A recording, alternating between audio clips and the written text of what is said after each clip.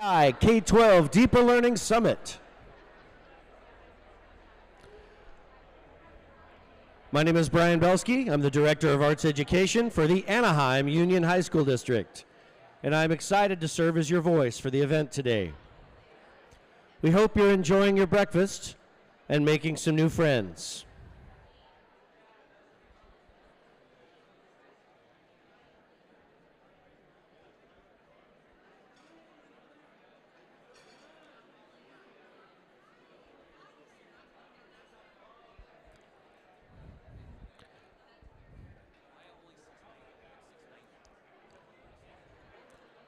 We have nearly 700 educational leaders in attendance from 31 states, Canada, South Africa, and even Germany. Now I'd like to introduce you to our MC for the AI K-12 Deeper Learning Summit, Anaheim Union High School District Superintendent, Mr. Michael Matsuda.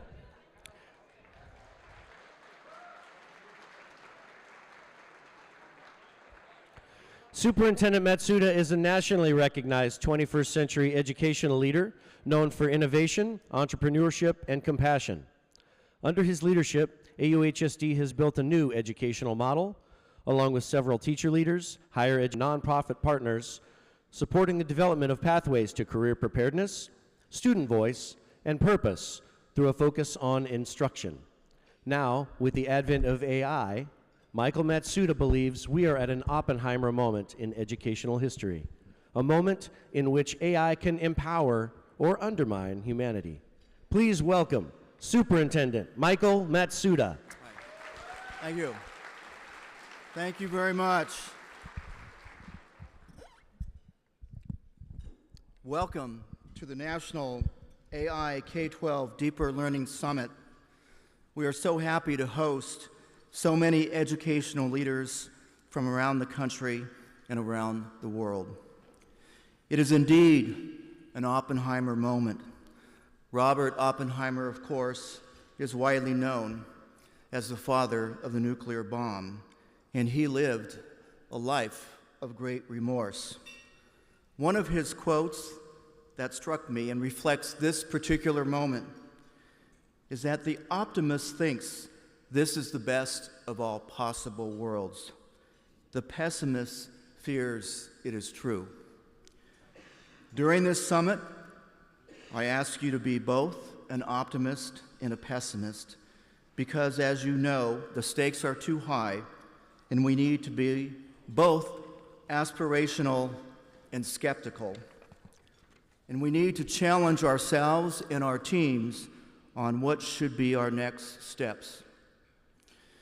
I'd like to thank my fellow co-chairs for providing the vision and leadership to make this event happen. Jean-Claude Brizard, the CEO of Digital Promise. Let's give it up. Jean-Claude. Alex Cochran, the CEO of AIEDU. Alex.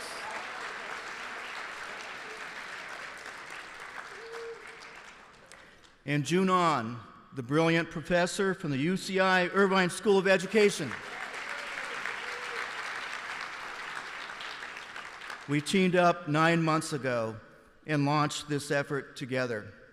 And everyone leaned into the effort and created the outstanding content you will experience over the next day and a half.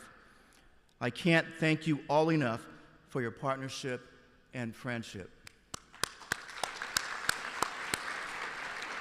I'd like to also thank all of our convening sponsors and grant supporters. Google for Education. We have loved working with Google on the summit, and we have over 800 students enrolled in the fabulous Google Certificates program. That deserves a round of applause. Another amazing convening partner is the Chan Zuckerberg Initiative.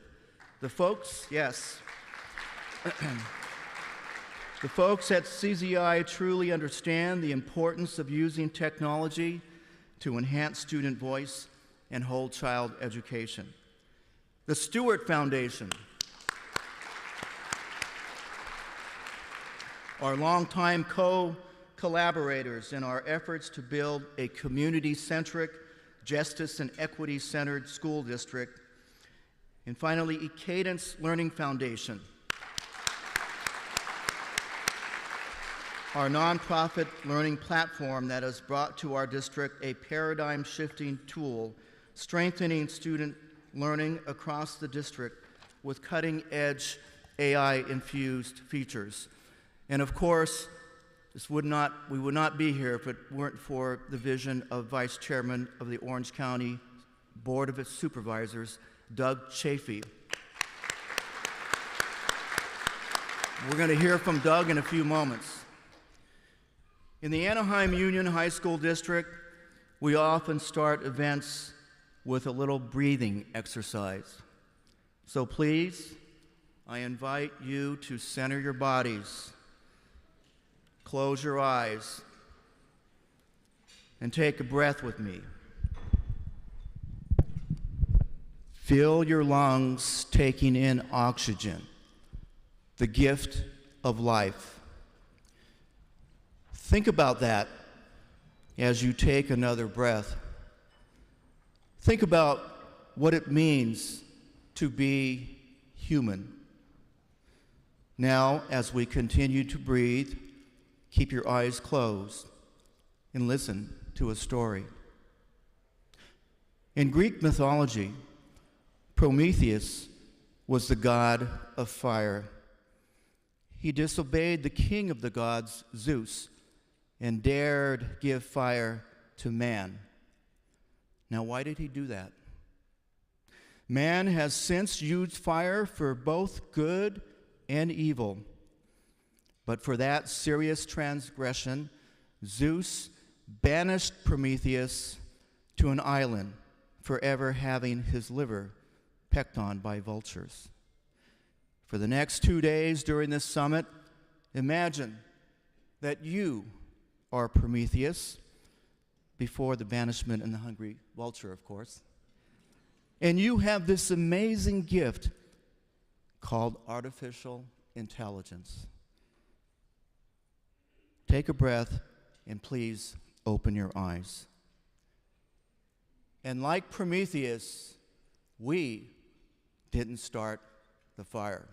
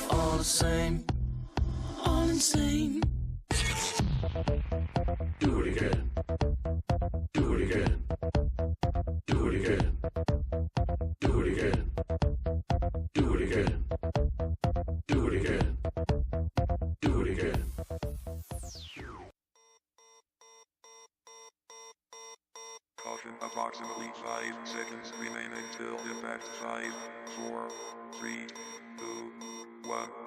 Warning, warning, warning, warning.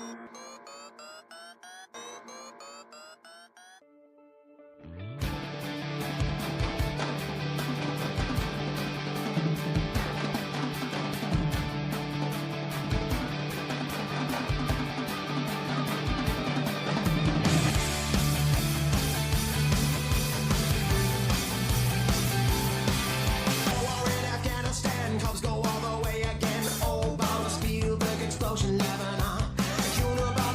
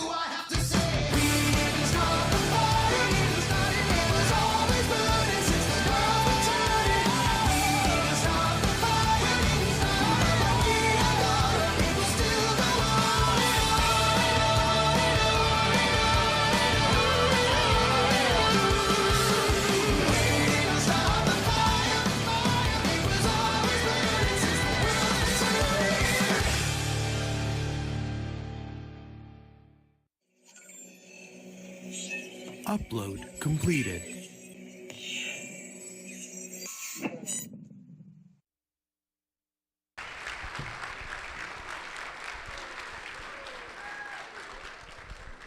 Wow. Let's give it up for Oscar Gonzalez and his incredible Anaheim High School dance team.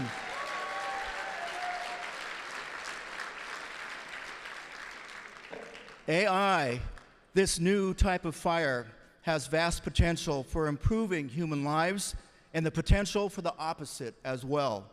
As educational leaders, our job is to train and develop the next generation of thoughtful, ethical, and productive citizens. The challenge is the reason we are here. It's all about becoming more human, folks. And speaking of a wonderful human, I want to introduce my friend Doug Chafee, our visionary vice chairman of the Orange County Board of Supervisors, who truly gets it. When we went to Doug with this idea to host an AI education summit, he did not hesitate.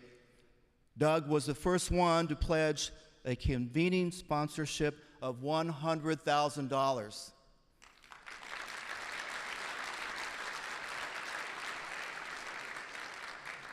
He understands the importance of our educators staying on the cutting edge of innovation and quality instruction.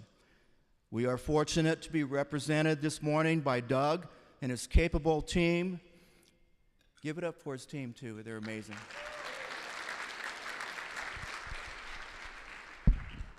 I'd like to now invite my friend Doug Chafee to say a few words. Thank you, Doug.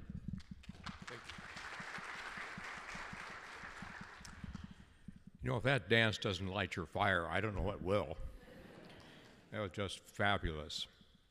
Good morning. I'm Doug Chafee, Vice Chairman of the Orange County Board of Supervisors. Orange County has 34 cities, 28 school districts, 3.1 million people, which makes us larger in population in 22 states. I'm privileged to be one of 5 people to run the county, and that includes 18,000 employees to serve you. So it's a certain honor to be here with this tremendous crowd from some fabulous places coming together in common to study about AI and how we can promote that through education. So among the statistics, we do have people from 3 countries, 31 states, and 100 school districts. So I want to particularly thank the Anaheim High School District for giving me an opportunity to be part of this groundbreaking summit. I didn't create the idea, but I was very pleased when it was given to me to be one of the early people to support it. This will help us everywhere, including my county. So we're lucky to have a visionary education thinker like Mike Masuda, who really deserves most of the credit for this, and I'd like to give him a round of applause.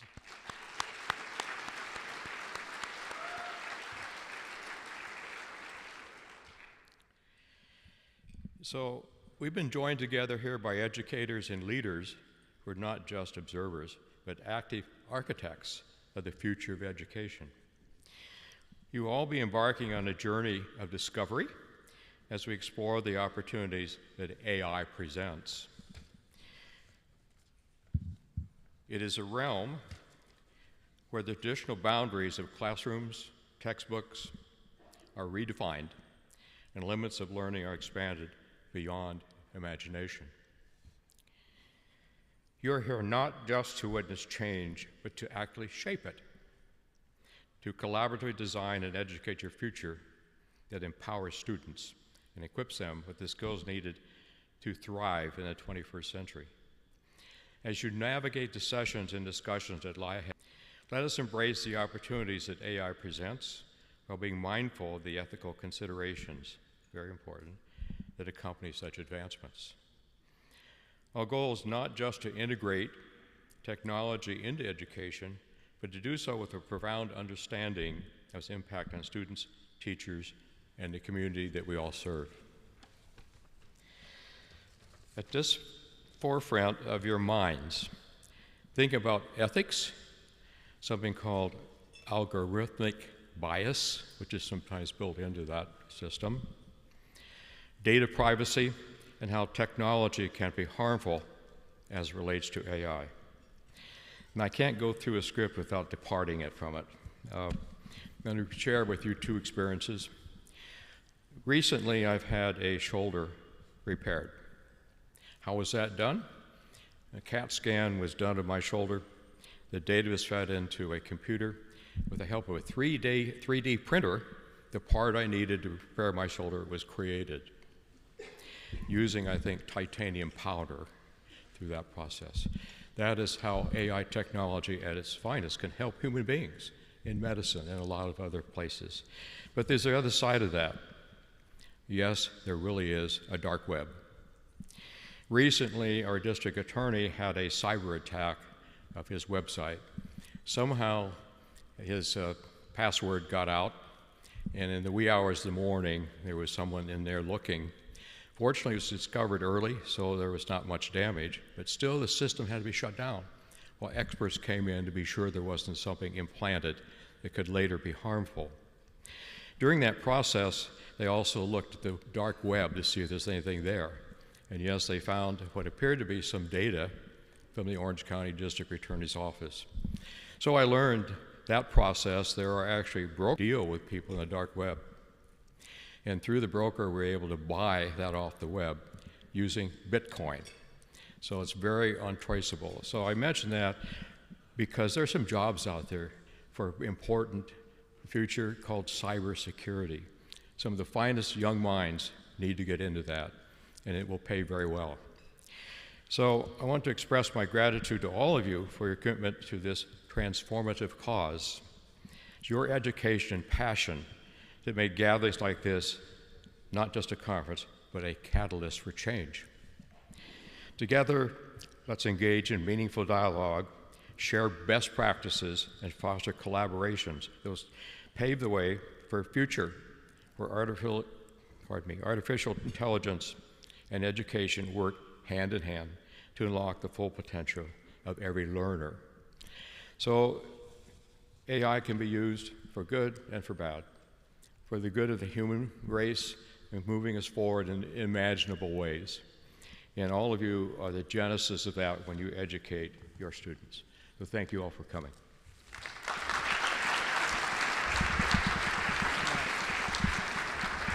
Hey, everybody, one more round of applause for Doug Chafee, our supervisor.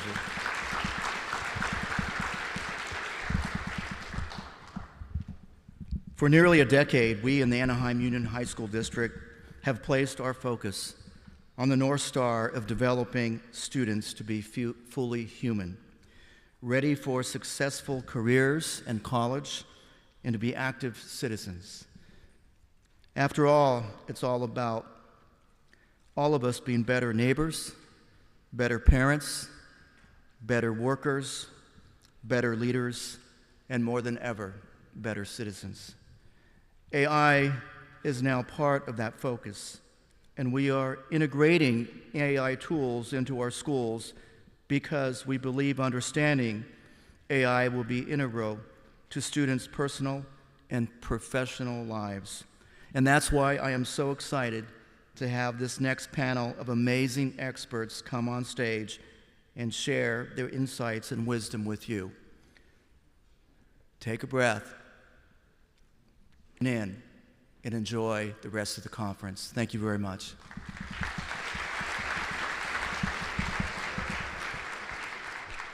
Thank you, Superintendent Matsuda, for your inspiration this morning and for that terrific segue into the next part of our morning together. So now prepare to be informed and enlightened during our Fireside Chat, a panel discussion featuring some of the most influential minds in education and technology. We're proud to welcome Jean-Claude Brizard, CEO of Digital Promise, Alex Cotran, CEO of AI EDU, and Dr. Mary Jo Matta, Senior Program Manager for Google, as our distinguished panelists. Emma Gallegos, an esteemed Equity in Education reporter at EdSource, will moderate the discussion. guiding us through an insightful conversation about the future of AI in K-12 education and its broader impact on society. Take it away, Emma. All right. Good morning, everyone. I'm excited to be your moderator for this excellent panel where we will explore the overarching narrative of how artificial intelligence is reshaping the educational landscape and its implications for school leaders, educators, and students. Our experts will delve into the transformative potential of AI in enhancing learning experiences and outcomes, the challenges and opportunities it presents, and the ethical considerations that come with its integration. Full disclosure, in the spirit of this conference, we had ChatGPT craft this introduction and brainstorm some questions. I think it performed admirably, but I'm not worried about it coming from my job yet. Now let's get started. Okay, ChatGPT made a splash when it arrived on the scene. Many schools and teachers responded with blanket bans, treating it like the equivalent of the academic equivalent of steroids. Now, most guidance that I've seen recommends against bans, so my question to you is how blanket bans may affect marginalized students. So. I'm happy to start. Hi, everybody. I'm Dr. Mary Jo Matta. It's still very weird to say that because I just got my doctorate last June. So, congrats. The imposter syndrome is real. Also, please continue to keep going to your primary care physician. In my experience, the work that I do at Google, I sit on a team for, it's called Education for Social Impact, and I'm one of the program managers for an after-school computer science program for Black, Latino, Hispanic, and Indigenous high school students. We're actually going to be opening up an Inglewood-based lab, so if anybody's interested, let me know. But one of the things that in all of the research that I've learned is, oh, now we're in the dark. Whoa! All right, this took on a very different kind of vibe. Is that when you look at the impact of tool-wide bans on certain populations of students, it tends to affect students in low-income versus high-income situations. I myself had a very direct experience with this. At UCLA sent out an email to every single student and said, please do not use generative AI tools. It is the equivalent of getting help from another person and cheating. And in my mind I thought, but if students are unable to go to the tutoring center on the UCLA campus because it closes at 5 p.m. every night because they have to work a second job or go home to take care of their families, I mean, what are they supposed to do? In my opinion, I think one of the biggest issues is that according to a study from the US Department of, I think it was Human and Health Services, 57% of low-income households have internet, and the average megabytes per second are 25, whereas with high income, it's about 85%, and it's an average of 100 megabytes per second. So if you have school-wide bans on AI, what ends up happening is the kids that have access to good internet and tools at home are just going to have better access to those tools in general, whereas the students that don't have Wi-Fi and device access at home are not. So the question is, do we want to continue to be a part of the exacerbation, or do we want to try to address it in a healthy, responsible, and community-driven way?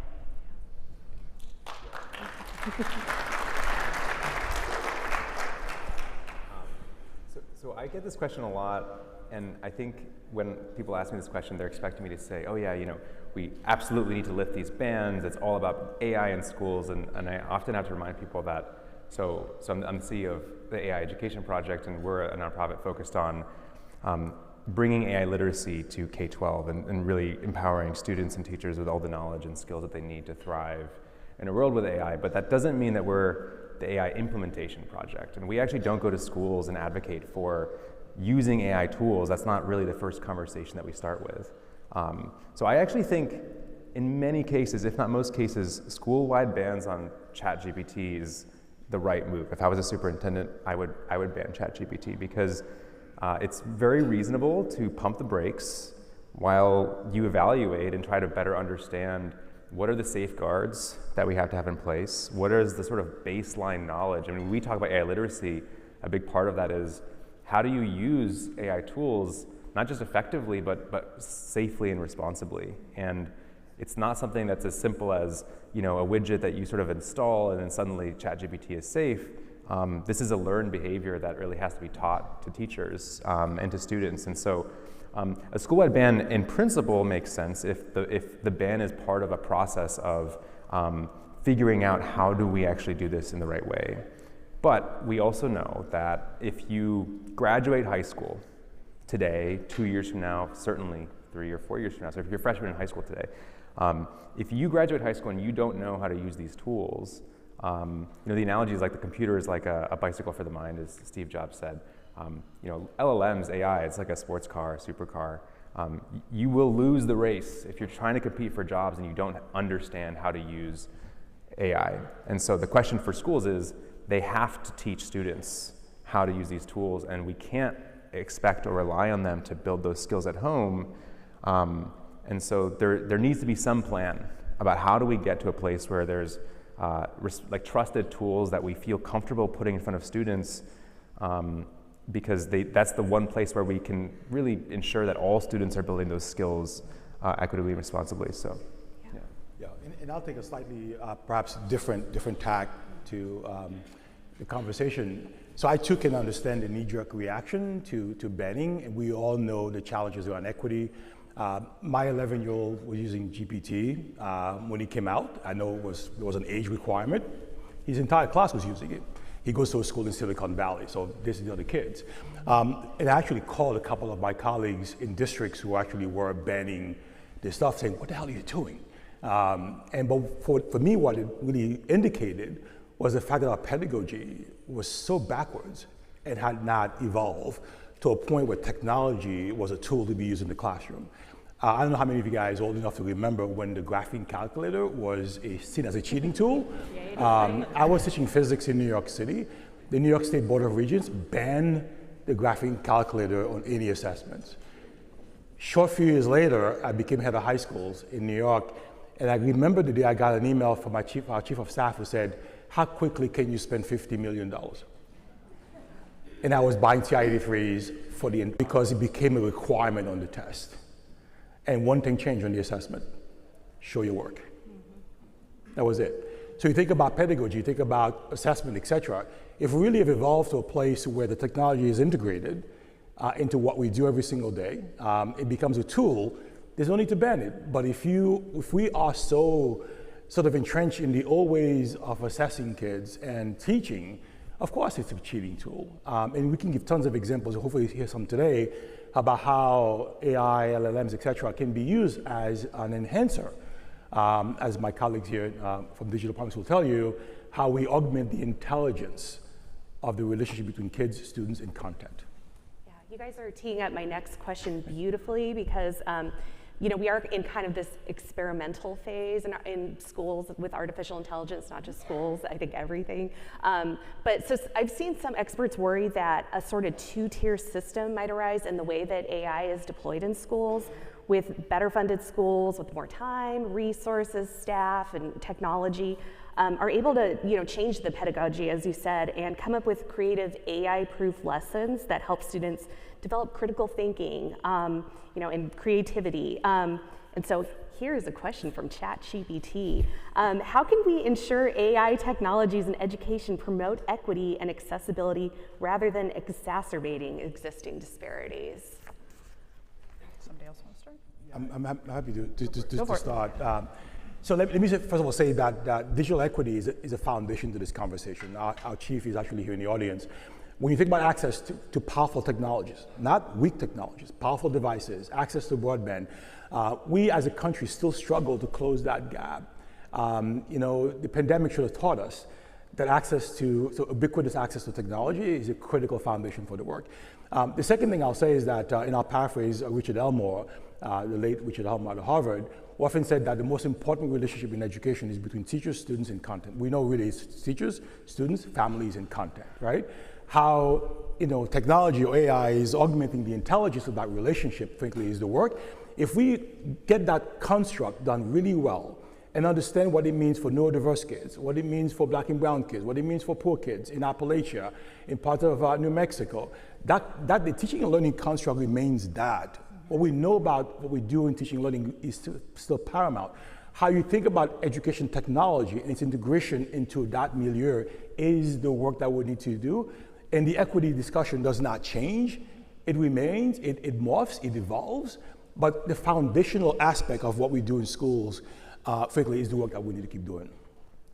Yeah, I mean, it is a certainty, right, that if your school doesn't have access to, AI tools, let's fast forward 3 or 4 years from now, you are going to be at a disadvantage, but it is not so simple as, well, every school needs to have access to these tools, and then we've solved the equity challenge. It's really, the analogy that I use is, you can imagine the pitch when the self-checkout machine companies were trying to sell to Safeway and all these companies, and it probably was something like, imagine these self-checkout machines is going to free up your employees to go out and interact with customers and recommend different recipes, and then fast forward to today, and you're standing there with your hand up, and this poor lady is kind of trying to rush around and sort of help deal with people's all the glitches that are happening, and it's because just because a tool can be used to increase productivity or augment people, it depends on how you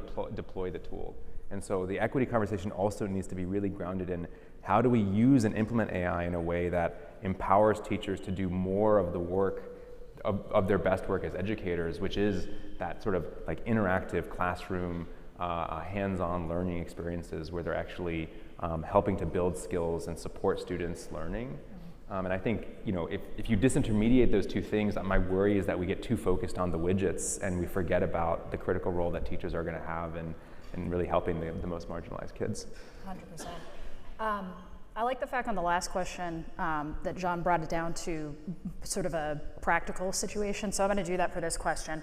I taught in the 3rd Ward in Houston, Texas. I was a middle school math and science teacher, and when I was teaching science there, this was back during the days, kind of the early days of one-to-one iPad technology, where that was all anybody could talk about. No one was really talking about it in my district because we were more focused on just making sure that we could get the kids to pass the Stargate test.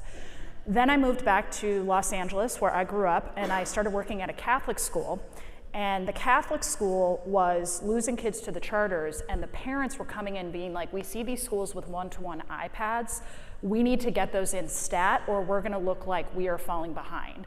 And the reason that I bring that up is because I think it's easy for our minds to automatically go to like bilateral situations where you either have it or you don't. But in both of those situations, there were complexities that needed to be dealt with. The conversation needed to happen in some capacity in Houston, but in Los Angeles at this tuition-based middle-class income school that I was teaching at, there was almost like a rush to do it because of the keeping up with the Joneses thing.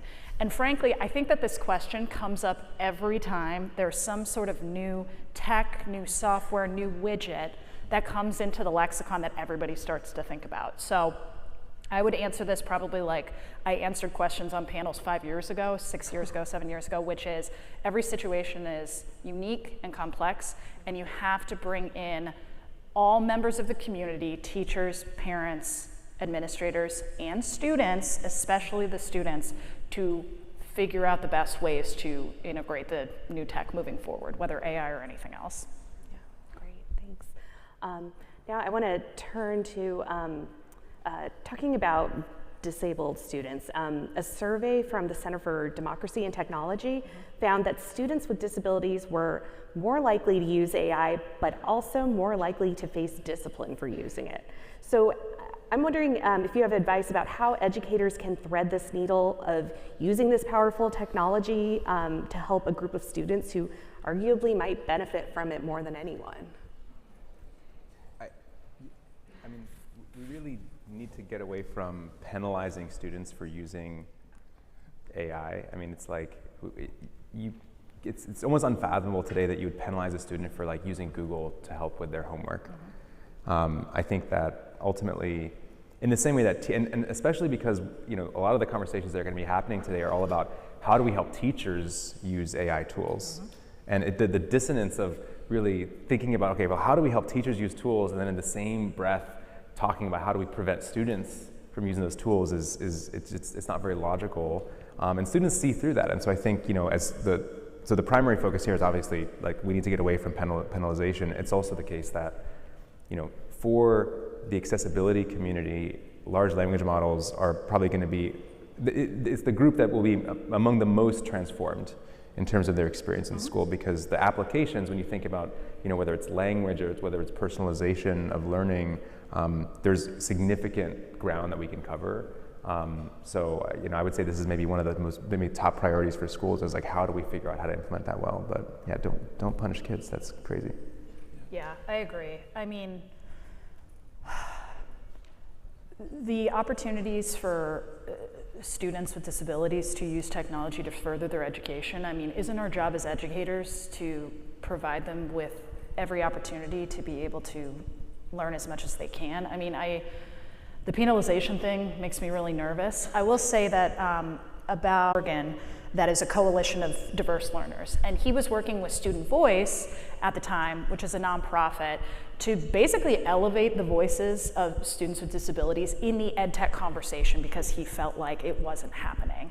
So this kind of echoes the answer that I had to the last question, but I think bringing students with disabilities into the conversation as well, to understand what their needs are, and also to co-create good use case policies, is a win-win, because you automatically get the support of the family and the student, and then also the educator who's implementing it, when they co-create these use case policies together.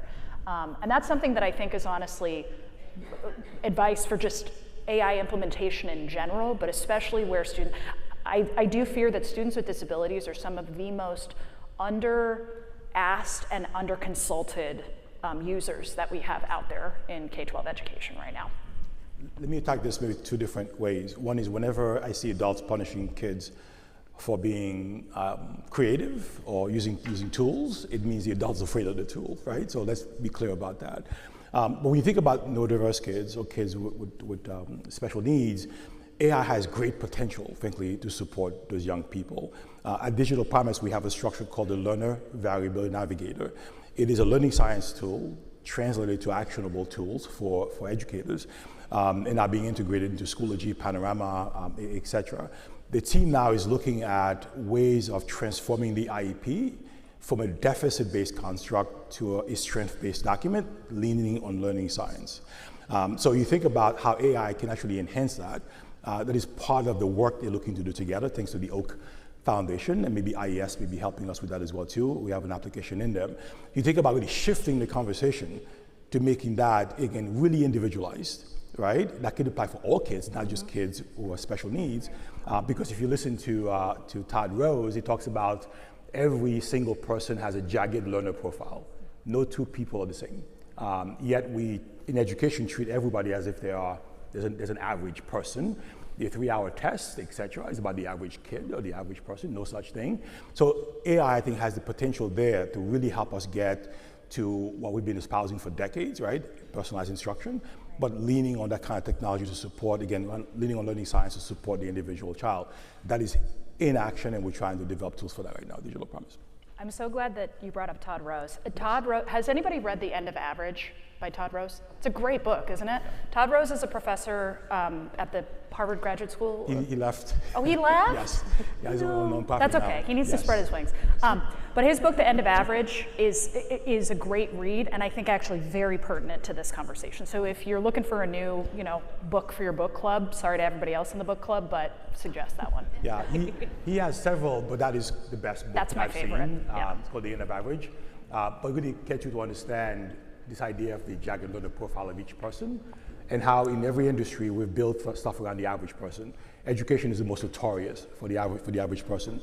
But AI, I think, has the potential, your technology has the potential here to really help us to get to the individual needs of individual children. If you have a second, again, it's a free tool on our website called Learner Variability Navigator, LVN or LVP.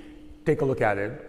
You can look at third grade literacy to all the way up to high school, and math, et cetera. It really helps you understand. And the technology, AI, is only going to put that on steroids. All right. Let's turn to algorithms. Okay, so generative AI output is only as good as its input. And we've seen as technology gets rolled out, not just with artificial intelligence, it has these biases, the same biases that humans do. So racism, sexism, homophobia, ableism, or it could just flat out be inappropriate. So what can educators do to ensure that they're bringing tools into the classroom that are both appropriate and inclusive? So I'm going to start with this, but I'm kind of curious for your take on this as well. So it concerns me that many times when we talk about algorithmic bias, the conversation goes something like, well, we need to just solve algorithmic bias, and then once we solve that, then we can use these tools. Good. Yeah. And I would posit to you that we will probably never fully solve algorithmic bias, at least in the next 5 to 10 years. Yeah. And by the time we've solved it, we've probably unlocked a level of AI that is going to change society in ways that we can't even imagine anyways.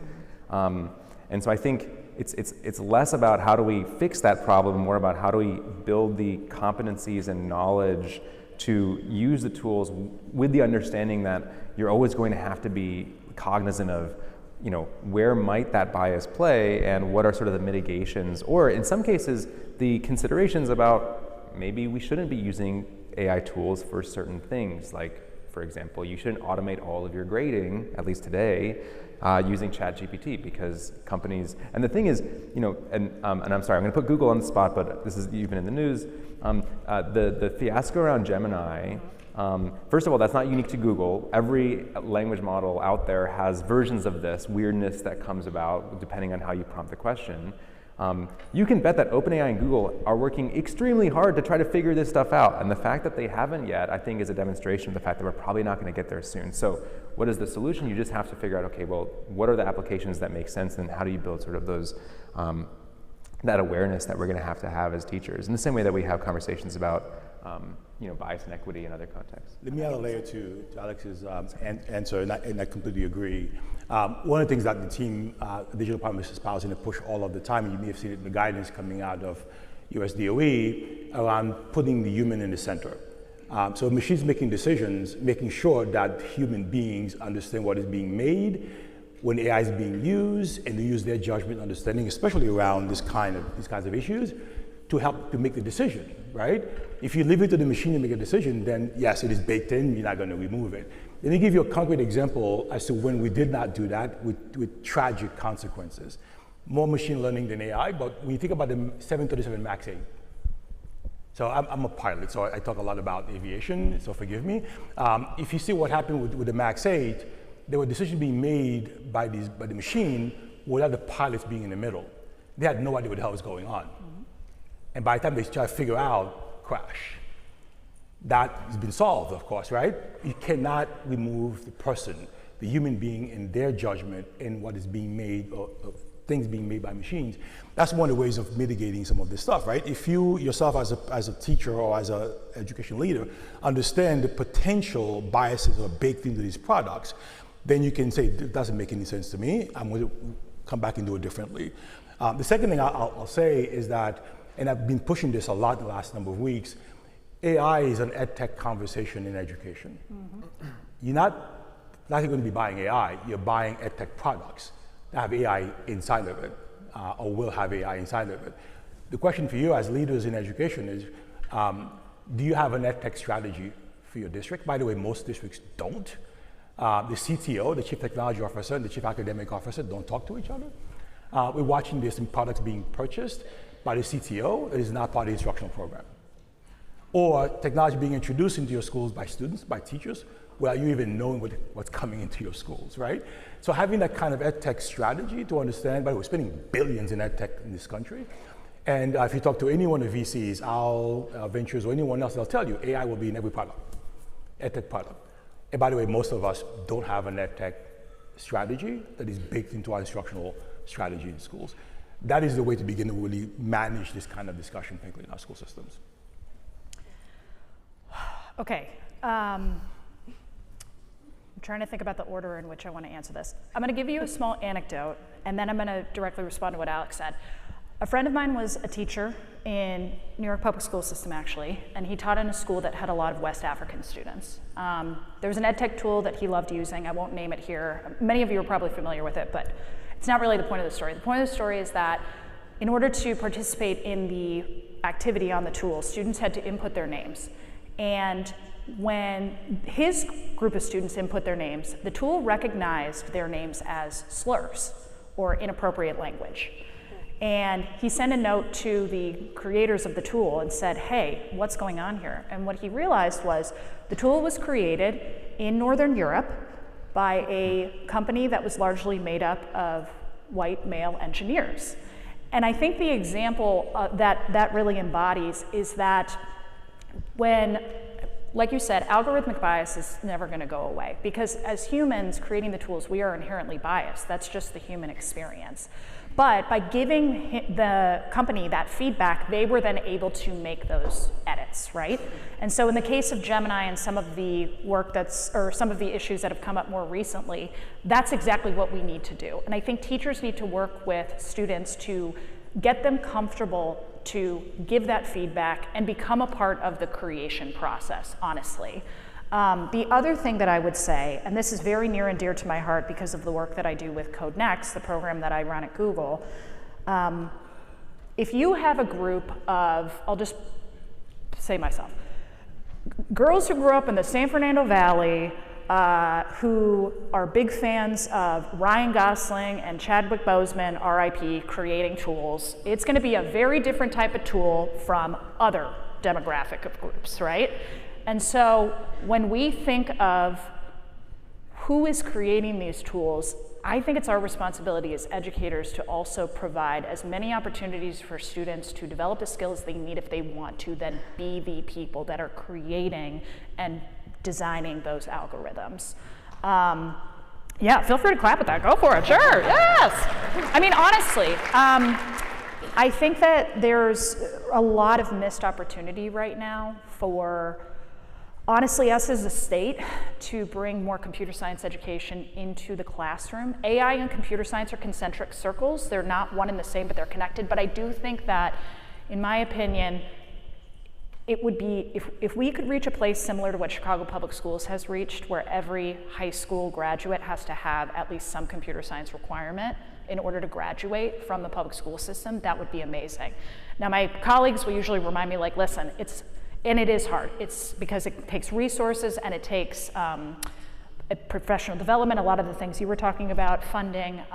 But to me, that is a big step that we still just really haven't been able to figure out, and that is something I'd like us to be able to do. And don't get me wrong, Google is just as responsible for that as y'all. We are in this together, so let's make it happen if we can. Can I make one modification to the suggestion Yes, around modify computer away. science? It is something we push quite hard on, and Google has been helping us with this as well on computational thinking. So think about that structure versus computer science, right? So computational thinking involves skills like debugging, algorithmic thinking, pattern recognition, and my favorite district, and there's a couple, but my favorite district that I was visiting last year with a whole bunch of folks is in Alabama, Talladega County, Alabama. They have now taken computational thinking and integrated it across the entire district in every core. So picture this, kindergarten class, building birdhouses, talking about computational thinking. Course down, high school honors English class, doing Shakespeare, talking about computational thinking. Those skills, those competencies are integrated in the entire core content, and every child experiences that. So they learn how to manage machines versus the other way around.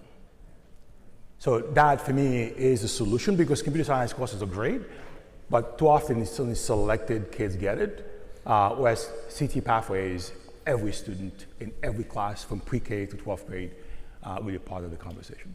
That's great. What's the name of that district? Talladega County, and you guys were Talladega there County. after we visited. Jenny was telling me that they got there for 2 days a week.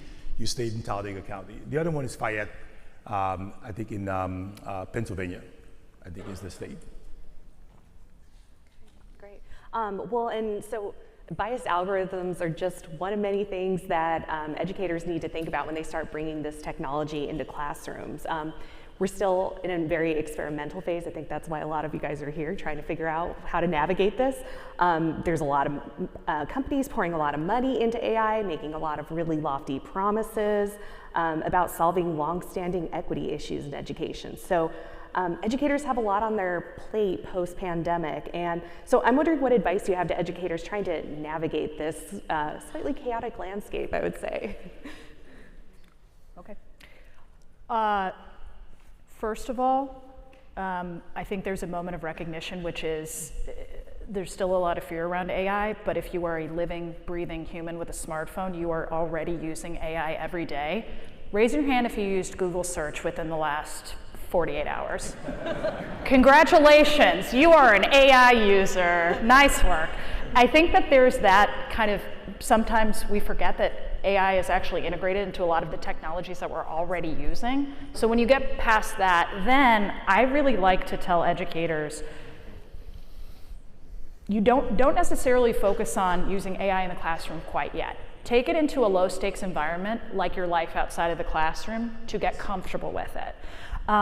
One thing that I love telling people is, if you're not a huge fan of cooking like I am, but you need recipes, I love going into Gemini and saying, I have these things in my refrigerator, give me a couple of options for recipes I can make. Super easy, and it gets you kind of into the vein of thinking about it as just a tool that you use not necessarily to do the whole thing for you, but to replace a task or to help you think about new ideas. So that's my recommendation, is really to start integrating it into lower stakes environments before you really kind of go full throttle with it in the classroom.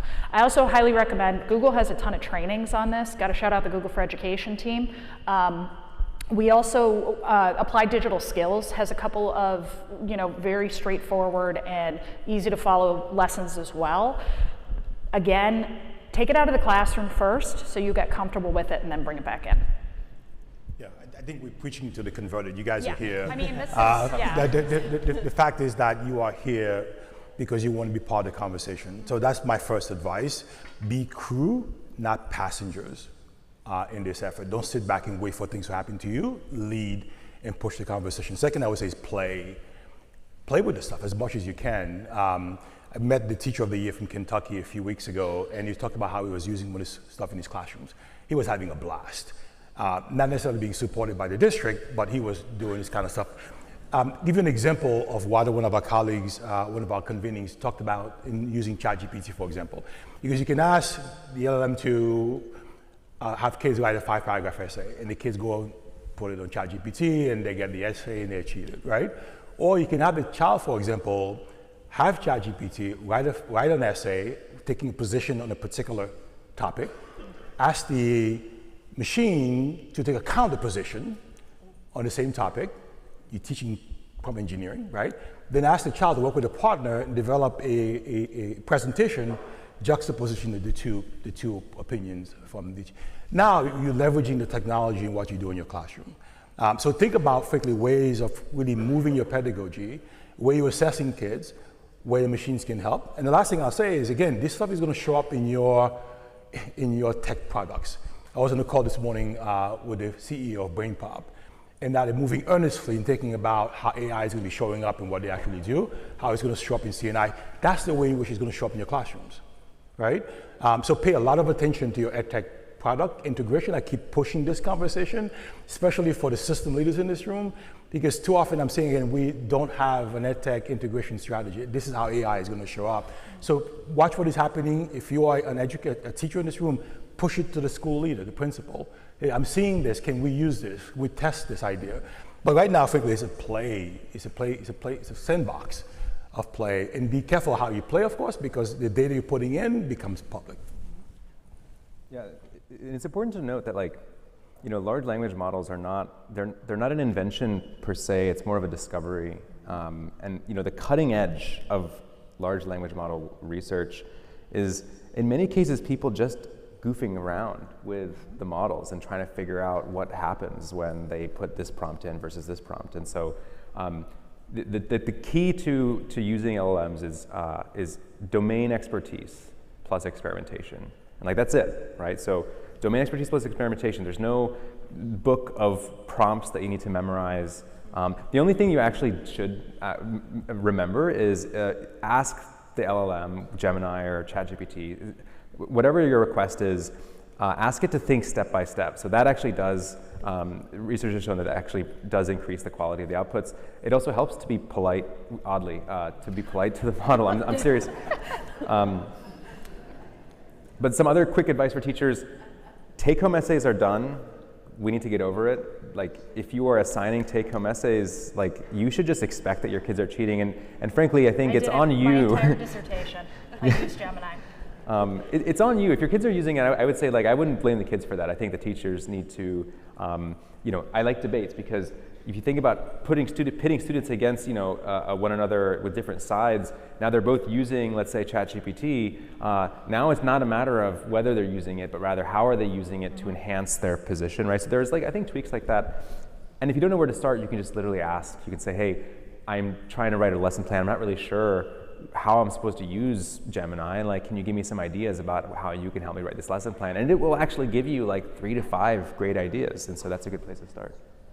Yeah, there's a question coming up, I believe, where we talk about how we think that teachers can, save themselves time. And I cannot wait for that question. Yeah. Okay, well, let's just jump right to it. Just quickly before we go to that question, just going back to this idea of having lesson plans being built. I saw a tool a few months ago, and we asked it to create a lesson that was project-based and for dyslexic kids. The project-based structure was actually quite ingenious. The dyslexia and the leaning on learning science was pretty awful. And unless you have some understanding that what is being spat out is excuse my language, crap, you're going to use it. But again, that human in the center, understanding what's coming back to you and using your judgment of what you know about your class and what you teach is paramount. Because again, the machine is learning. It may not be pulling from a strong database. But there are folks working hard to change that, including Google. But just understand that sometimes what you're getting may not be, quality stuff. Okay. Well, I am excited to jump onto this question about how this is going to lighten the load and make your lives easier. And I just want to add, my mom's a retired district administrator, and so she's at home. She has a lot of time to experiment with whatever.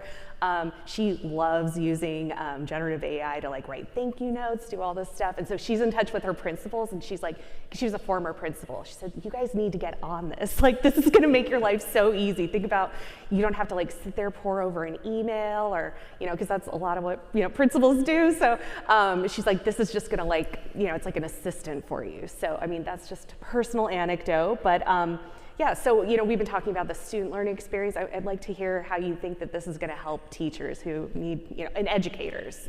Yeah. All I can say is that when I was teaching, on Sundays, I would go to Corner Bakery at 9 a.m. and sit there until 5 p.m. creating my lessons every single Sunday for the entire week. Because I also worked at a KIPP school, and KIPP back in those days was a 7 a.m. to 5 p.m. schedule, and we had Saturday school from, from 10 to 2. And so if I had had generative AI tools back then, I would have used them to reduce the amount of time it took me to create slides and curriculum. More recently, I've been using them for tasks that are somewhat repetitive in nature, namely writing letters of recommendation for my Code Next seniors when they're applying to college. But I do think that curriculum development is a huge one, and then grading. Thank you for that comment about take-home essays, by the way.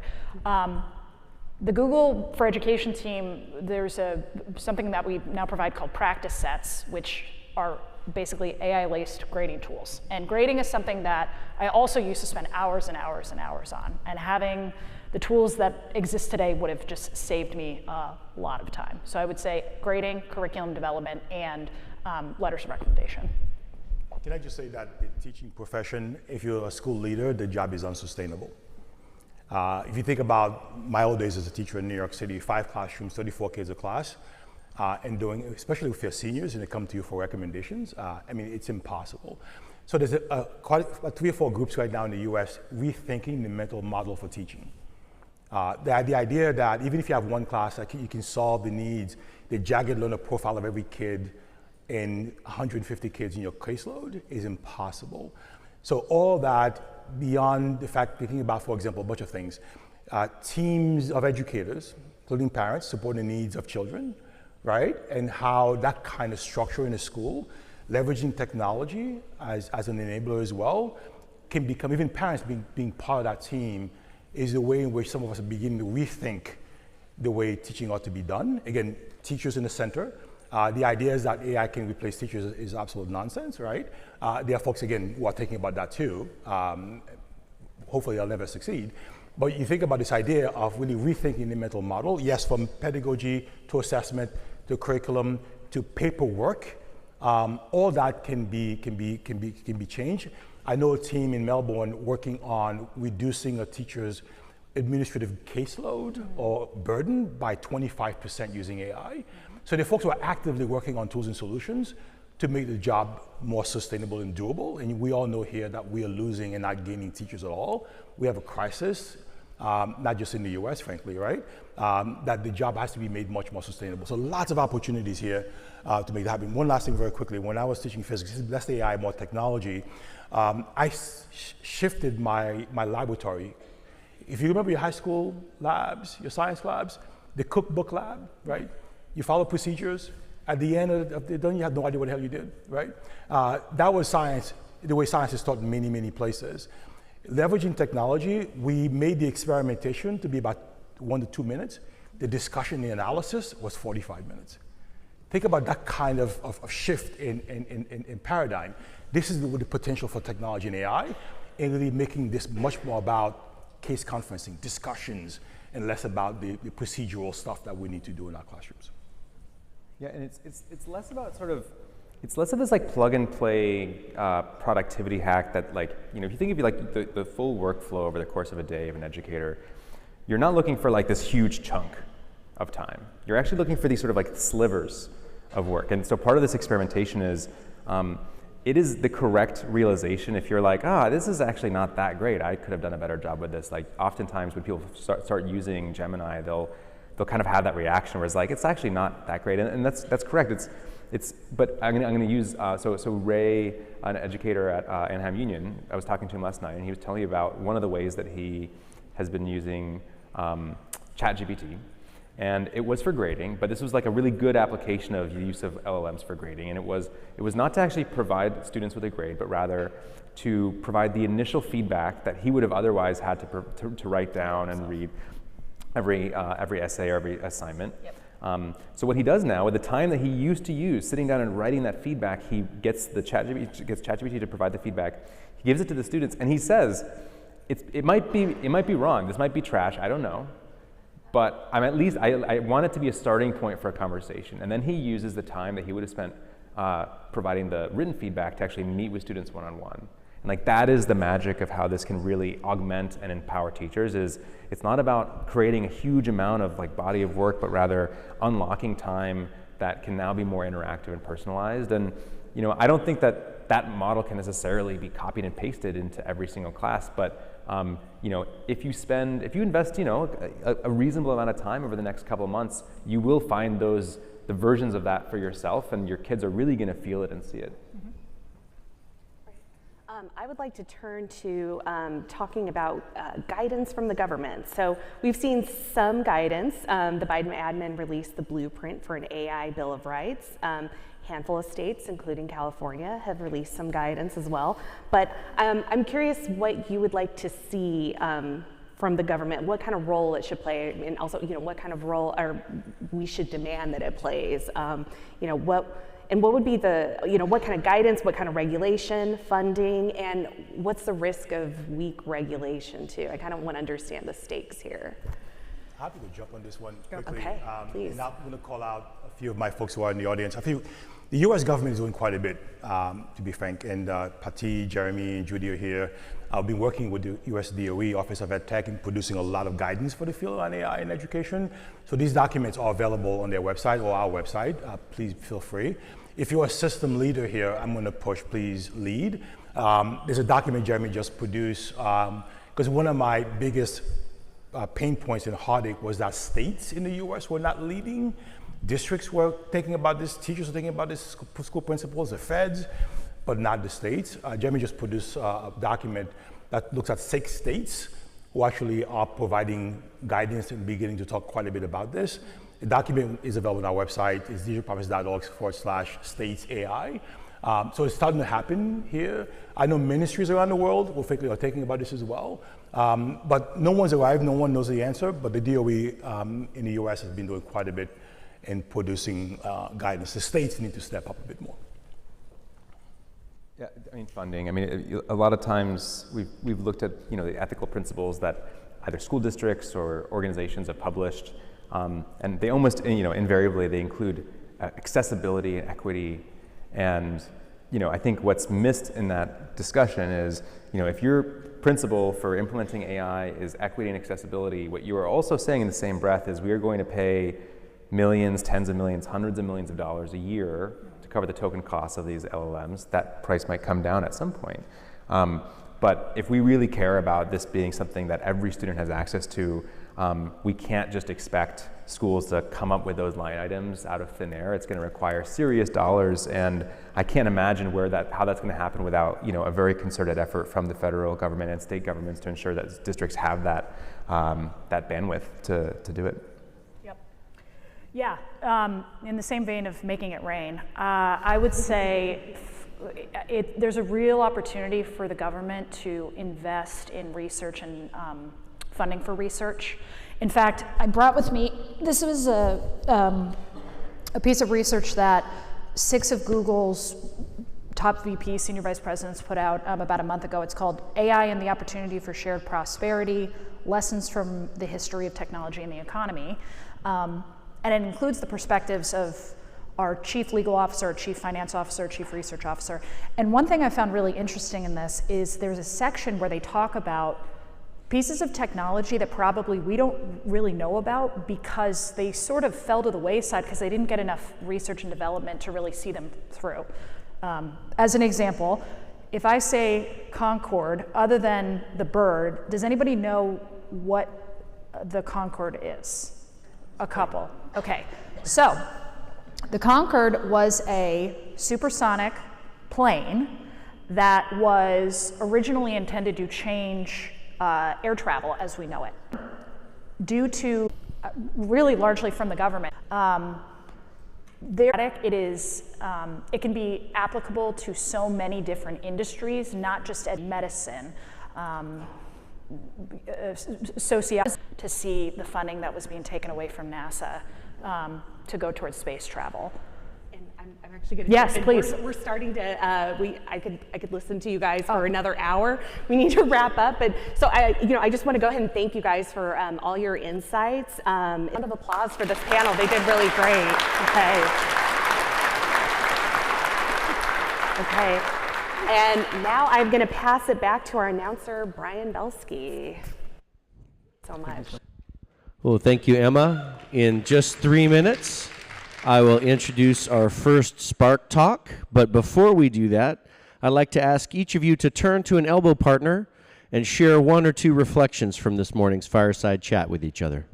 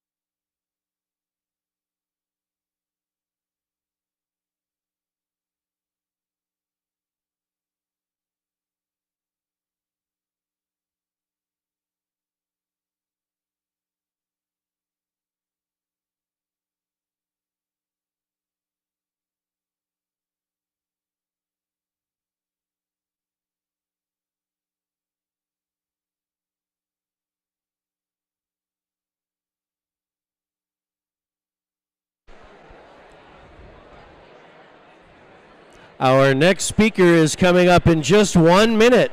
I ask everybody to please take your seats.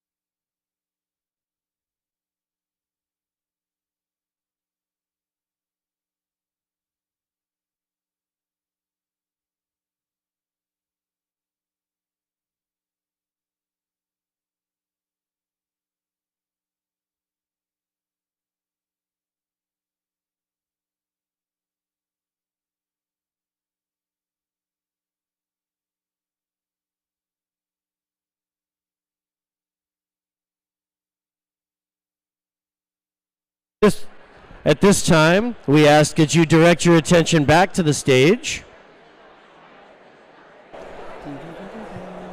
And if you have moved around, we ask that you return to your seat.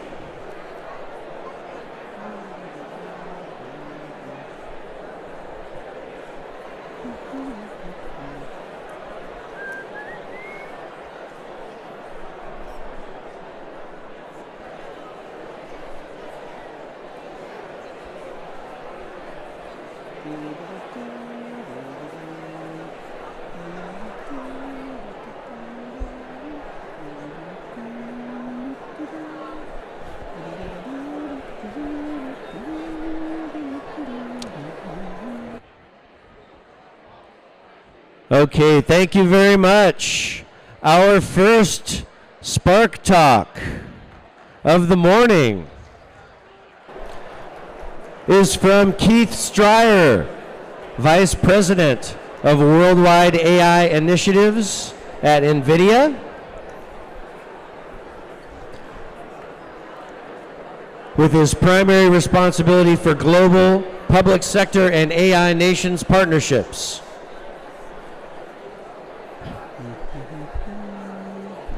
Clap once if you can hear me. Clap twice if you can hear me. Thank you very much. Our first Spark Talk this morning is from Keith Stryer, the Vice President of Worldwide AI Initiatives at NVIDIA, with primary responsibility for global public sector and AI nations partnerships.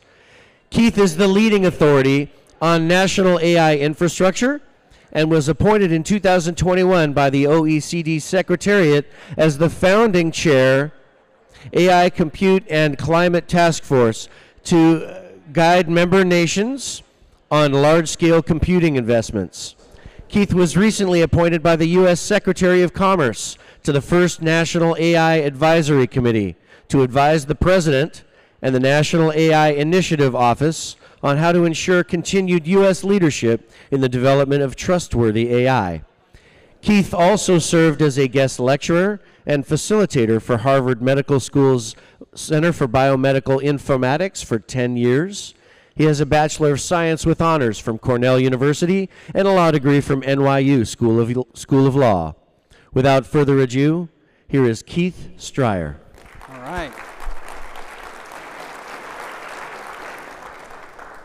Good morning. It's a great panel this morning. Thank you for all the panelists. Thank you, Mike. Thank you, everyone. What a great session. This is the first time I've had the chance in all my years of speaking on this topic to address educators and students at the same time. I'm very excited for those that are listening in or will be watching this later, as well as all of you here in the room. Now, I've been asked to spark your imagination in 12 minutes on an incredibly complex topic. I probably need 12 minutes for each one of the slides that I have in my presentation, but I have like 40 seconds. So I'm going to do my best to both speak slowly and clearly, but race through it at the same time. That shouldn't be too hard. So let me see if this clicker works. Great. So I do have 4 learning objectives. And they're not discrete, they sort of roll up together, right? So once, I want to hope you slightly better understand AI, just a little bit, just a little more AI 101. I also want to both widen your perspective, but also sharpen it, because there's a lot of noise with AI, and I want to try to help you focus on what I think is important. I also want to emphasize this theme of personal accountability. It was touched on a bit on the panel this morning. You know, everyone, not just big tech firms, but everyone, school administrators, teachers, students, need to understand the implications of these technologies and the consequences of using them irresponsibly. And then finally, I think our future is a shared one, right? No man is an island. Does that ring a bell? Right? Whether AI becomes a positive or a negative for you individually, for your school, for your community, for our nation, is really up to a collective action, right? Individual choices that we're going to make. So we're going to come back to that. Okay, so let's get to it. You know, what is AI? And again, we need an hour and a half on this, and we've got seconds. But let's just I'm going to try to hit some big points, and then if you want to talk to me after, we could do that, right? Well, I think it's safe to say that AI is really one of the most compelling, one of the most transformational technologies of our time. Earlier, Mike and that amazing dance crew kind of emphasized how it's like fire. It's like discovering fire, and there's some real truth to that. The Google CEO and some other CEOs have also referred to it as the new electricity. Now, there's a little bit of hype in there. There's nothing wrong with a little marketing. Marketing is good, but there's also truth, because general purpose technologies like AI don't come along that often, and when they do, they change every facet of society. In fact, I think since the dawn of civilization, since we domesticated plants, there have only been 25 or 26 general purpose technologies. AI is the latest. So it's a big deal. It's hard to find a corner of the globe or a segment of the economy or a field of academic study that will be unaffected by the rise of machines that can learn and simulate human cognition.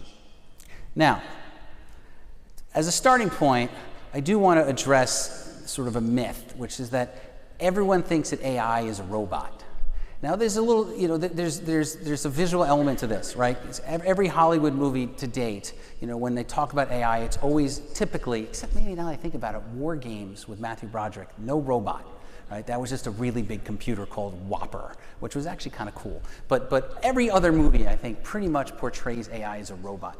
And I get it. Robots or families of robots having dinner, it's kind of interesting. It's visual, you know, it's fun to look at. And the truth is, robots have been around for a while, but almost all the robots that ever existed since the beginning of time, up until recently, were all pretty dumb. It's true. So yeah, you have some robots that can navigate your house and vacuum, and there are some very sophisticated industrial robots that are working on assembly lines that can build things. But for the most part, they actually had very little to no AI, right? They were executing against rules and tasks.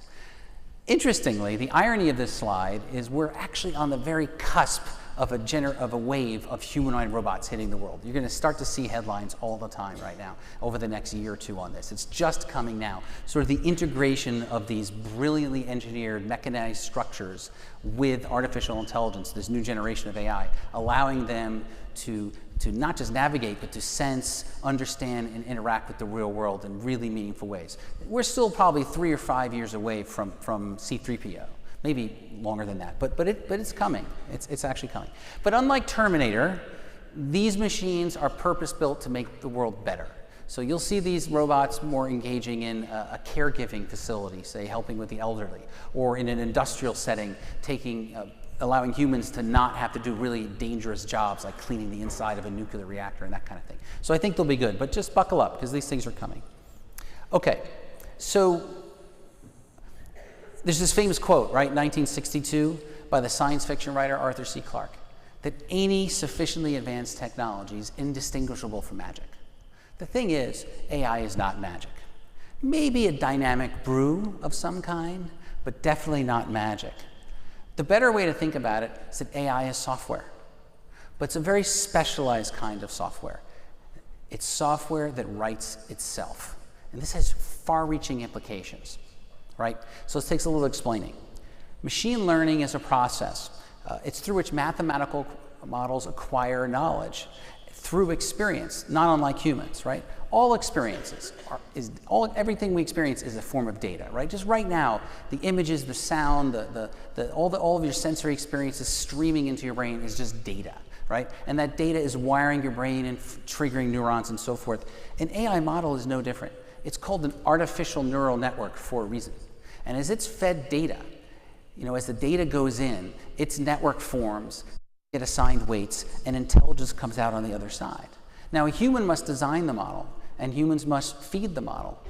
But after that, what we've actually learned is the most powerful AI models literally train themselves. They actually call it unsupervised learning. And this is very powerful. But of course, as another colleague on the panel said earlier, keeping humans in the loop is also very important. But in the future, as AI expands its role in our world, traditional software written by people will be less and less part of the IT landscape, and AI models will write their own code. This is why my CEO, Jensen Huang, recently said in an interview that learning to code or learning to program may not be as useful in the future for the broader population. Someone's always going to have to code, but maybe not everybody. So another way to think about this mind-bending concept is that AI is not one thing. It's not a single technology, it's a constellation, right? It's a constellation of technologies and knowledge domains and tools and techniques and platforms. And so it's a little bit confusing when people talk about AI like it's this monolithic, discrete thing, because it's really not, right? And so it's also not just a career for math wizards, although AI is math, but because it's a constellation, right? People with those natural skills, I'm not one of them, by the way, people with those natural skills, they should pursue that.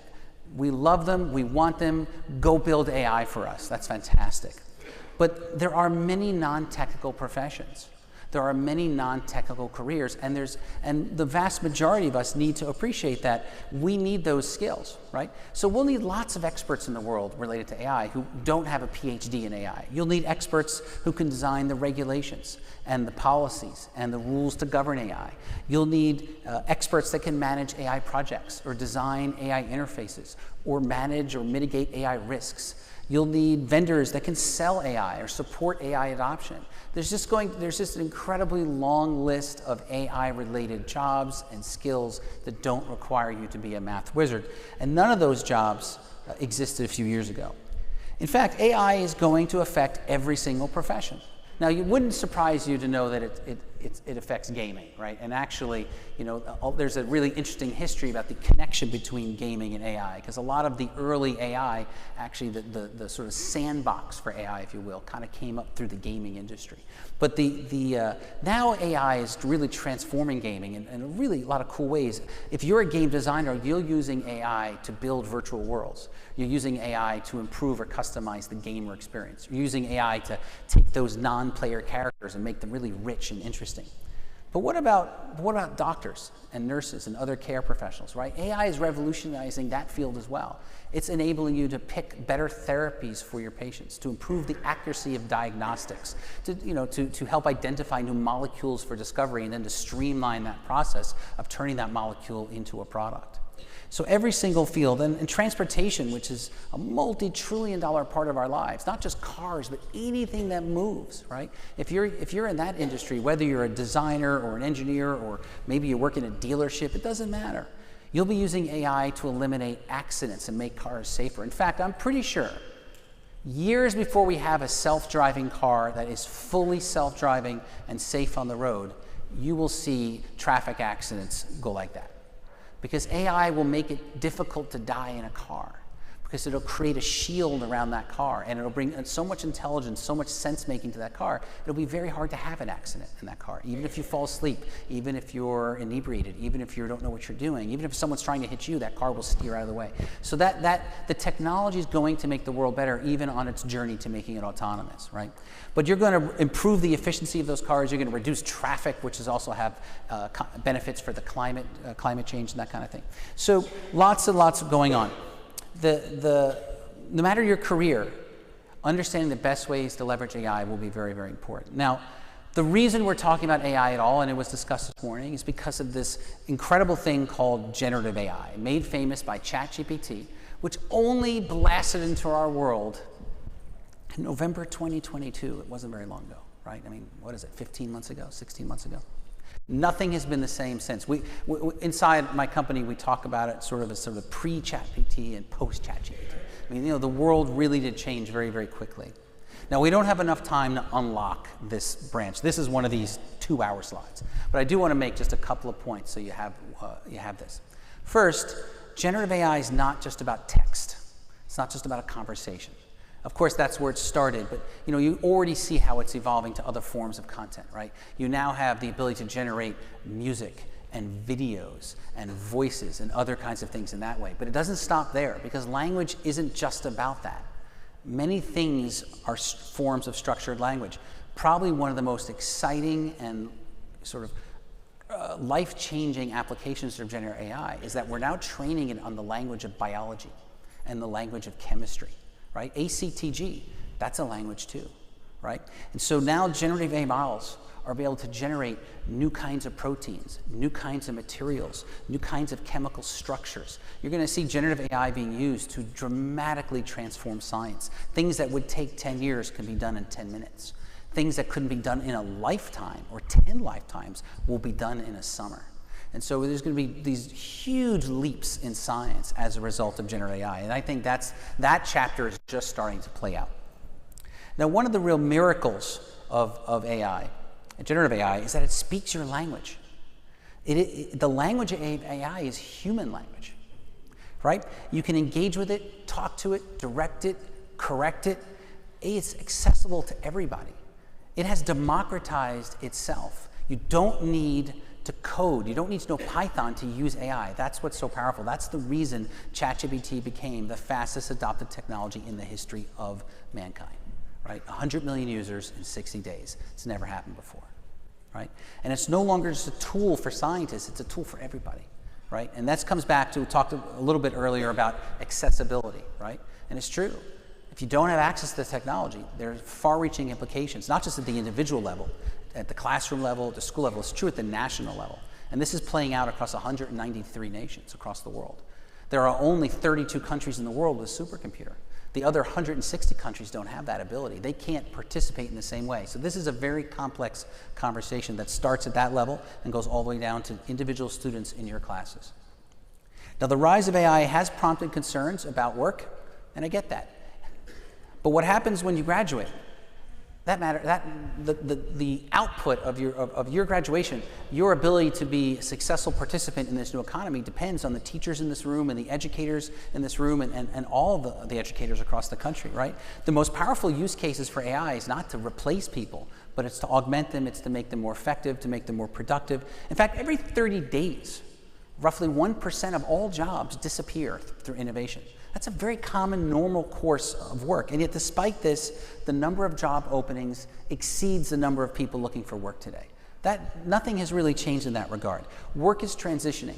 And it takes time for people to get new skills, to get retrained. So that is disruptive. But this is not the first time, nor is it the last time that this will happen. In fact, 30% of all the jobs that exist today did not exist 25 years ago. So this is a pretty normal cycle. I'd say it's more accurate to think about it that AI is reallocating work, not destroying it. Now, there are big implications for education, of course, as well, right? Work will evolve, and schools must evolve too, right? Education must evolve to how we teach now, how we learn, how we measure academic success, how students, the tools that they have at their fingertips. And I think that actually any concerns that AI will make teachers less valuable is crazy. Teachers have never been more valuable. Schools have never been more important. You have to empower these students to understand and apply these technologies to prepare for new fields of study, new ways to thrive in a world in which machines can be smart but will coexist with us. You cannot deny that. So the way I think about it, and I hope I can convey this sort of optimistic perception, is that AI is like a superpower, right? It's like having 1 billion brains in your back pocket. I think it will unlock human potential. It will accelerate scientific discovery. There's no question about that. It will improve the health of entire nations, and it will generate new artistic formats. We're just starting to see that too. Of course, you know how the saying goes, with great power comes great responsibility, right? The cape isn't free. AI for good is a choice. The same tool that can upgrade diagnostic imagery and help save lives by detecting cancer earlier, that same tool can also be used to create fake videos that embarrass and bully people. The same tool that can empower someone born without sight to see the world and to live in it more independently, that same tool can be used to invade someone's privacy. The same tool that can help students organize their work, expand their mind, that same tool can be used to cheat on assignments and to avoid the hard work necessary to be successful in life. So most of us will not be engineers. We will not design these systems. But we will have to choose how to apply them. Right? We will have to know how to apply them, when to apply them, where to apply them, and starting as early as possible. We have a shared responsibility as citizens, as parents, as educators to embrace them and become literate in them and to help students through the example of our own behavior how to use them in the most responsible, trustworthy, and socially positive way. Now, one final point. AI does not rain down from clouds. Now, I did say in the beginning that you shouldn't think about robots and AI. I just could not come up with a better image. And I was, on the little generator trying to create these cool images. I was using OpenAI's DALL-E platform, and this was just the coolest one I could find. So I apologize for using robots as a metaphor for AI, but it just worked. But AI does not rain down from clouds. This is very important. This is a really tactical point, but you need to have this in your mind. Where does it come from? It doesn't come from a stork. It doesn't come from clouds. AI is manufactured. AI is made on supercomputers. These are the new engines of economic growth, the new factories of our world, AI factories. Quite literally, they're popping up across the world. These are very specialized machines, software and hardware that work together, and they are the future. They are the backbone of this economy. And so these specialized machines, there's also careers around them. And I know a thing or two about this because I work for this company, you may have heard of it, called NVIDIA, and we make these machines actually. So supercomputers are really what's powering AI today, and the technology inside them is really where the magic happens. So at that, I think I've exceeded my time by a few minutes, and I apologize for that. I want to say thank you, good luck, and may your future be brighter with an AI co-pilot by your side.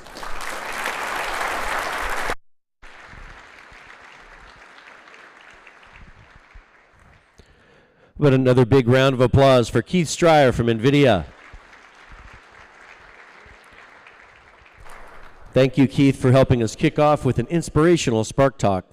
Let's take 2 minutes again to share with an elbow partner at your table a couple of reflections about Keith's talk.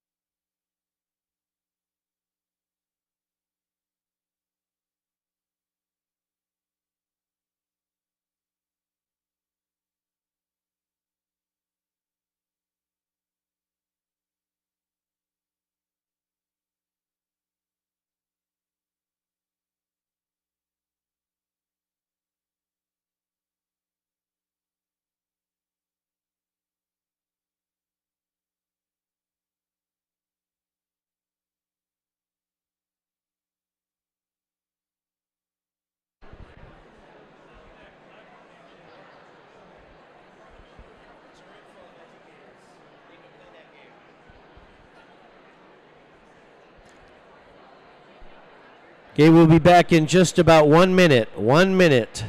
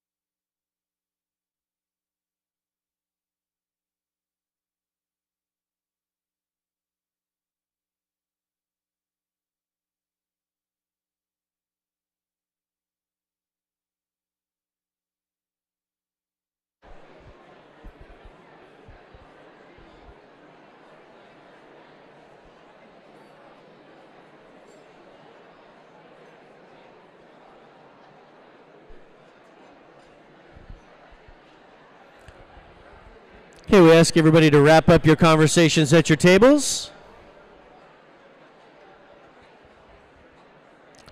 And direct your attention back toward the stage.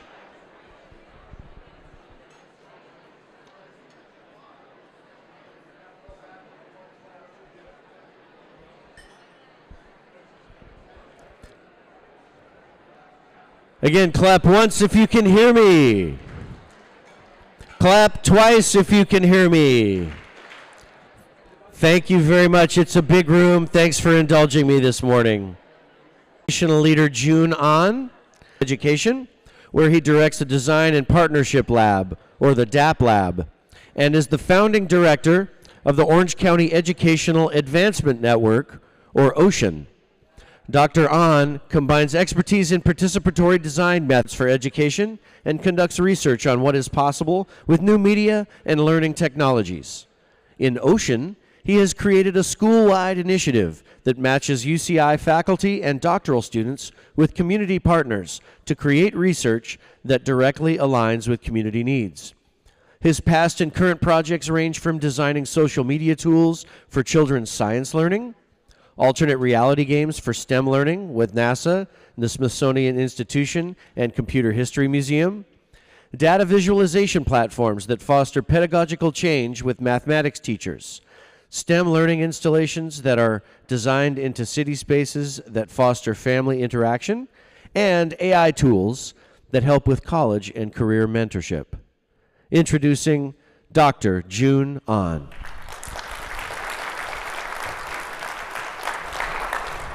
All right, can everybody hear me okay in the back? Yeah, great.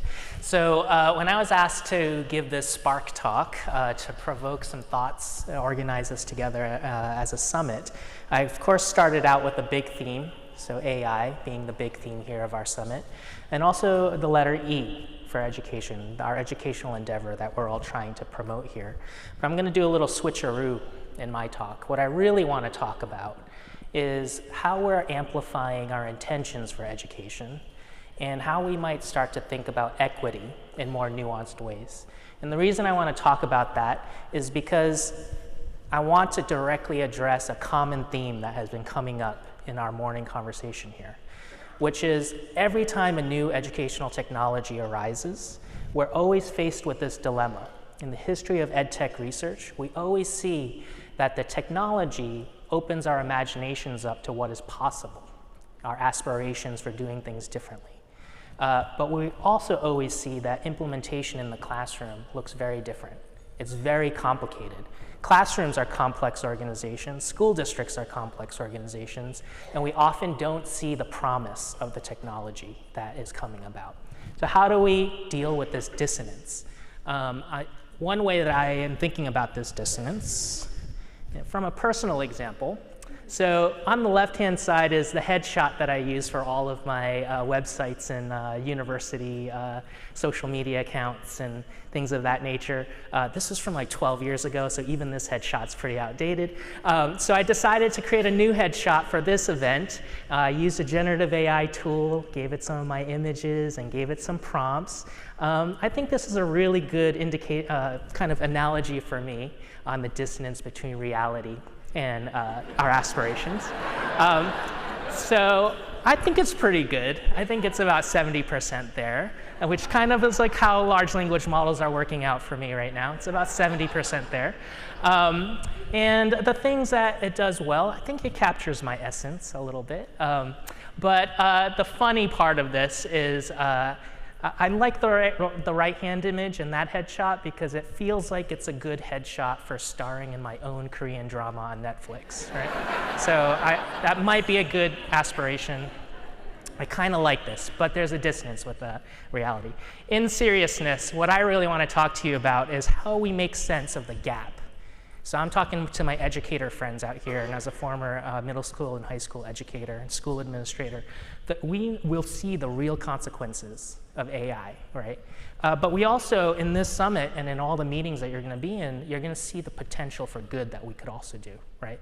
How do we make sense of this gap? I want to give you a couple of provocations and a couple of heuristics to think about as we go through this summit together. So 3 frames that I'd like to introduce in my 10 minutes that I have left with you.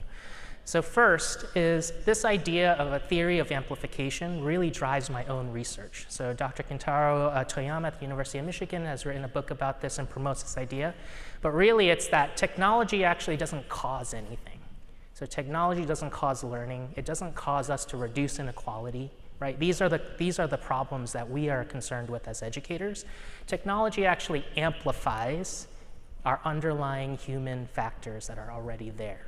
So what that really means this is another 2-hour slide, but in 30 seconds, what I would love and challenge us to do in this summit is to think about the statements we're making.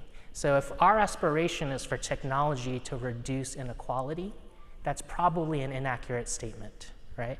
What we should really be looking at is what are our organizations doing to reduce inequality? How are our societies structured to reduce inequality? And how do we want to then design AI tools to accelerate that, right? So the AI tool is not going to be the tool that saves us, right? It's the tool that actually accelerates our intentions. So that leads to my second point. What that means for me as an educator and as an education researcher is for us to think about what our intentions are for education when we're sharing our best practices, when we're sharing new ideas for how to use AI. And I want to give you a couple of examples from my own work, particularly with AUHSD. But here's a kind of a thought experiment that I would love for everyone to engage in. Whether or not we want to explicitly admit this or not, we have structured our education systems to serve one function, which is to grade and sort students, right? We do lots of things, but that is also one of the functions of our education system, right? And if we're honest about that, there's a logical kind of corollary to the AI tools we could build, which is to accelerate the grading and sorting of students, right? And that acceleration is probably going to be the unintended consequences that you'll start to notice, right? Another example of this is we often think about our K-12 education system as really needing to provide those foundational basic skills for every student, right? That's a valid goal. But this amplification idea and our intention idea naturally lets us understand that if we create AI tools just to teach basic skills, we may be improving on that, but we'll run up against a conundrum, which is we're also creating AI tools that will replace those basic skills, right? And we're increasingly realizing that it's the human factor, the ingenuity, the collaboration, the adaptability, the flexibility. Like those are the skills that actually are going to accelerate young people, right? So just thought experiments there because I'm going to use that kind of structure.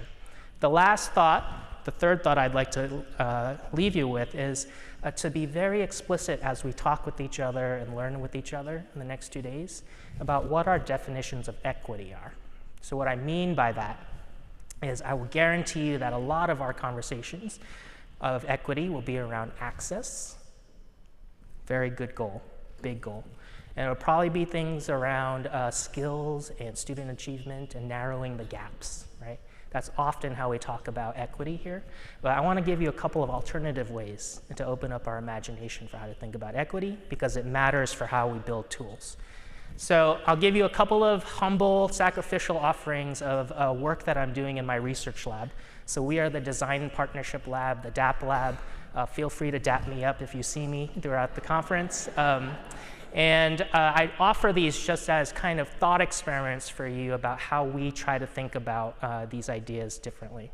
So the first project that we're working on is focused on fostering occupational identity for young people. This is funded by the Gates Foundation. And just to give you that kind of thought process we went through. So imagine if we're working from a framework that education is a grading and sorting mechanism, right? A very logical tool, and I say this with no value judgment, a very logical tool would be to create ways to tell students what they're suited for in their careers. It's also a very valid way to think about the idea. It also reminds me of like dystopian science fiction. Like we could go down that route very easily, right? The way that the DAP Lab and how we're thinking about this was to actually study the research about how young people develop deep identities towards career pathways. And if you actually think about highly resourced and privileged communities, those families are not thinking about telling my kid what they should be when they grow up. Those communities are focused on thinking of the hidden curriculum of developing a career. Let's think about how we all got to where we are, right? That hidden curriculum involves knowing who to connect with, what questions to ask people, what experiences to get myself into, right?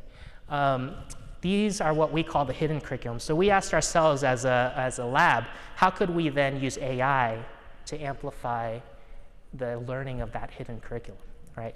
So this is what we're trying to do right now. It's a very simple tool that we prototyped where young people actually just share aspects of their anxieties, their imaginations, their plans for the future, and we actually engineered an AI helper that synthesizes their reflections and gives them kind of like what we call a careergram. It's like a report that says, hey, this is what we hear you thinking about, and you know, it actually might be useful for you to go talk to a mentor about X, Y, and Z, right? It's a very simple idea, and we're starting to do research on this, and what we're learning, particularly with undergraduate college students, is that when I send my careergram to a mentor before I go to their office hours or something, the nature of the conversation changes drastically, right? So me as a professor hits close to home because I often have students come and they want to meet with me, but they don't know what to talk to me about, right? And what we're finding in our research evaluations of our prototype is that the students now have something to talk about, right? They now know that deeper question to ask, right? And so we're thinking of AI here, right? Not as a grader, not as some telling you what you should do, but actually as a facilitator of deeper interaction, right? A second example is a project dear to me that is a collaboration with AUHSD here, actually. And when I started working with AUHSD, I learned that one of the big drivers, missions of the district were to really value these skills, right? These skills that are going to be the differentiators in the future, what the district calls the 5 Cs. This project is funded by the Chan Zuckerberg Initiative, and it's the same kind of thought process I want to offer you here. So if we have an inherent mental model that education, again, is a sorting mechanism for society, it's a very logical step, right, to create tools that grade students on their skills, right, and to tell them you're doing well on this skill and you're not doing well on this skill, right? You can imagine the acceleration of that kind of mental model, right? So we came in as a partnership and thought about this a little bit differently, and this mission comes from the district. It's kind of why I love working with y'all, because this is like coming from you all. And so what if we think about education as centering student voice and reflecting their funds of knowledge, right? What if AI then instead could be designed not as a grader, but as a tool that reveals the funds of knowledge that students have, right? Could that change a system? So very similar to the CareerGram project, we're trying to co-create tools where students can reflect on their assignments and projects and life experiences. And we're actually designing an AI system that pulls out the kinds of collaboration they're talking about, the kinds of leadership, creativity, creative thinking, So we're trying to pull it out from the student's language, right? And that's an affordance that we couldn't do before, but now we can because we can experiment with large language models, right? Before we had to give a test because that was the only efficient technology we had, right, to assess something. But now we can experiment with thinking about these skills from the student's perspective. The research on this, actually, I made a note to myself. I'm going to look directly in the camera. Right at this moment, we also have AUHST students at UC Irvine with my students in the DAP lab, and they're watching this live stream, so I want to give you a shout out right now. And the students are actually going to be co-designing the dashboards of how they would see their own data. And we're going to integrate that with the district's tools. And so this is kind of the partnership process that the panel in the beginning was talking about, right? It's like this is a way to give students voice in the creation of their own tools. But what's really cool about this interface is we're thinking about the tool not as a report card for students, but as a tool for students to collect their experiences, right? And to demonstrate the kinds of 5 Cs that they're collecting over their lifetime. Okay, so research is ongoing. This is the very first year of our pilot. We piloted this in the fall with teachers and our instructional coaches at AUHSD. We're collecting data. I will tell you, it's a very messy process. So that 70% there, we're like kind of 70% there with the technical infrastructure, right? And it's a constant process for us. But we're also learning that we have to work together with the district to think about the shifting of those mindsets of how we might use the technology together, right? And this is where I give all of the credit to the educators in the room, right? Back to that amplification theory, our AI tool is not going to be the causal factor here, right? The causal factor is going to be all the instructional coaches, all the teachers working with us to tweak this tool to amplify your process, right? So I'm excited to share that research probably next year. But so I will end with these thoughts. Please come and talk with us more in depth about our work. We'll be presenting both of these projects in more in-depth sessions. But I want to end with some ways that we might be critical friends to one another as we're going to sessions, learning about really exciting possibilities. And that is really asking these things of each other. Let's think about what intentions this new idea is actually trying to promote, and how the use of the AI is intended to amplify that intention, right? That's kind of a common vocabulary we can use. And another is to think about what notions of equity we're implying with our solutions here. So, and it's okay to admit that. It's okay to say we're focused on test scores or we're focused on reducing gaps, right? I tend to like to think about AI as how could it amplify the connections we make with one another? How could we use AI to build richer interactions around the learning? Because I think that's where the magic is going to be. But generally, I think it would be super helpful to be critical friends with one another and ask each other, what is our intention? What are we amplifying? And I think that will be the secret magic sauce of reducing that dissonance between reality and aspiration. Right? And I will try to figure out how to reduce the dissonance of my profile pictures in the future. But thank you very much.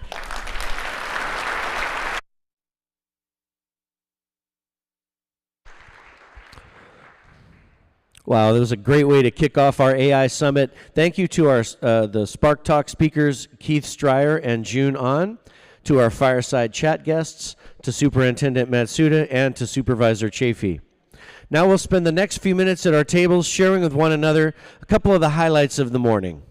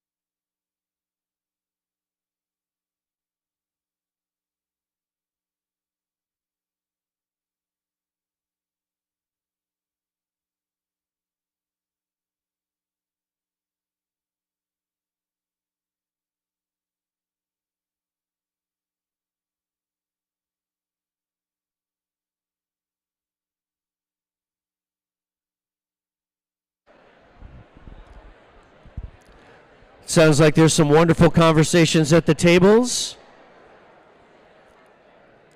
Now you're going to have a few minutes for a break before your first workshop, which will start at 11 o'clock. All the workshops are near this plenary space, and you can feel free to ask for help if you're having trouble finding your workshop from our events team. You can check your app to see which room you're supposed to be in. We'll see you back for lunch in this same room at 12:30.